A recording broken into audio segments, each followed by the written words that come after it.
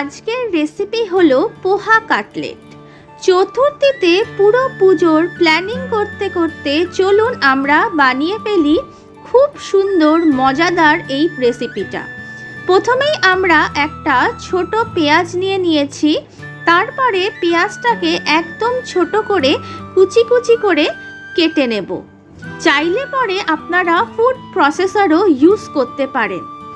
তারপরে আমরা নিয়েছি 4টে ছোট কাঁচা লঙ্কা, সেগুলোকেও আমরা ছোট ছোট করে কেটে নেব, ঝালটা নিজেদের স্বাদ অনুসারে।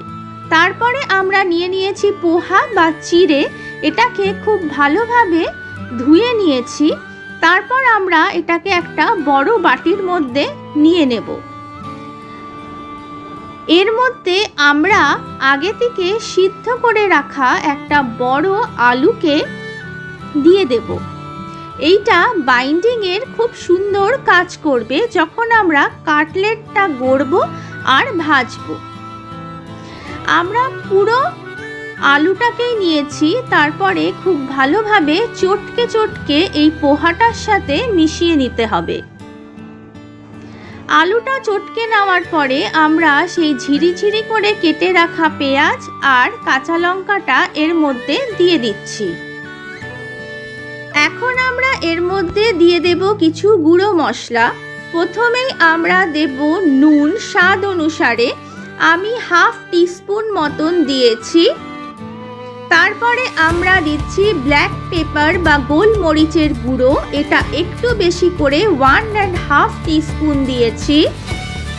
এরপরে আমরা দিচ্ছি ড্রাই জিঞ্জারের গুঁড়ো, সেটাও আমরা হাফ টিস্পুন দেব।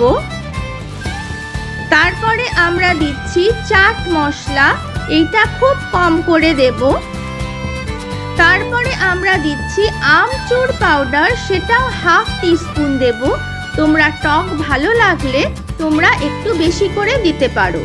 তারপরে চটকে চটকে খুব ভালোভাবে মিশিয়ে নিতে হবে। হাতে ড্রাই লাগলে একটু তেল এই সময় অ্যাড করে নিয়ে আবার খুব ভালোভাবে মিশিয়ে বাইন্ড করে নিতে হবে।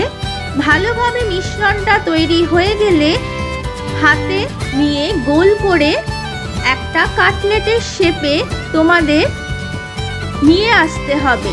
দেখো, আবার আমি একটা কাটলেট গড়ে তোমাদের দেখিয়ে নিচ্ছি। প্রথমে হাতে গোল করে তারপরে 2 হাত দিয়ে এরকম কাটলেটের শেপে তোমরা বানিয়ে নিতে পারো।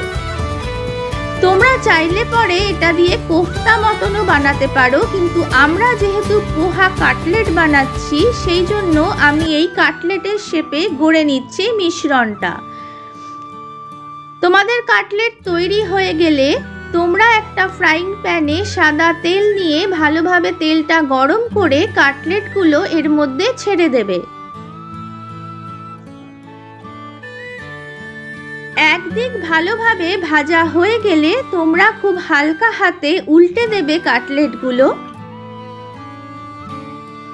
উল্টে পাল্টে 2 দিকই খুব ভালোভাবে ভেজে নিতে হবে। দেখছো কি সুন্দর রং হয়েছে। এখন আমরা উঠিয়ে নেব।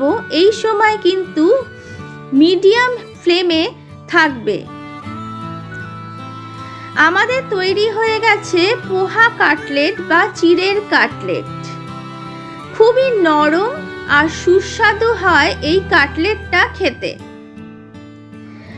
এবারে যখন তোমরা পুজোর প্ল্যানিং করবে, কোন কোন দিন কোথায় কোথায় ঘুরতে যাবে, সেই প্ল্যানিংটা করার সময় এই পোহা কাটলেটটা সঙ্গে রেখো। আশা করব তোমাদের পুজো খুব ভালোভাবে কাটবে। পুজো তো ভালোভাবে কাটবে, সাথে আমার এই চ্যানেলটাকে সাবস্ক্রাইব করে বেল নোটিফিকেশন অন করে দিও, কেন কি আরও সুন্দর সুন্দর আর নতুন ধরনের ভিডিও আমি নিয়ে আসছি আমার এই চ্যানেলে। আজকের মতন টাটা।